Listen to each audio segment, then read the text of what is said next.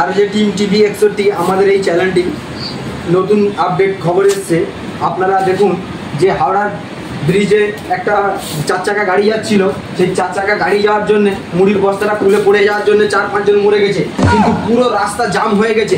আমরা এই মুহূর্তে দেখতে পাচ্ছি এক্ষুনি আপডেট যে এলো, পুরো নবান্ন পর্যন্ত চারদিকে ঘিরে ফেলেছে। গাড়ি এত সংখ্যা বেড়েছে কিন্তু খুঁজে পাচ্ছি না। এখন মোটামুটি 3-4 জন মরে যাওয়ার জন্য পুলিশ খুঁজতেছে। পুলিশ যে খুঁজছে তাদের এখনো খুঁজে পাওয়া যাচ্ছে না। হ্যাঁ, এই মুহূর্তে কিন্তু নবান্নর কোনটা খুঁজে পড়ে গেছে। দেখো পুলিশ সুইচ অ্যাড করলো, পুরো সুইচ করলো। এটা দেখো পুরো সুইচ করলো। মোস্তাকিন আমাদের লাইনে আছে, আমি কিন্তু সেখানে পৌঁছতে পারছি না, যার কারণে আমি মোস্তাকিনকে হেল্প করবো। মোস্তাকিন, আপনি কি এখন নতুন আপডেট কি বলুন, আপনার ওখানে কি খবর আছে বলুন। হ্যালো, হ্যাঁ শুনতে পাচ্ছি, হ্যাঁ বলুন।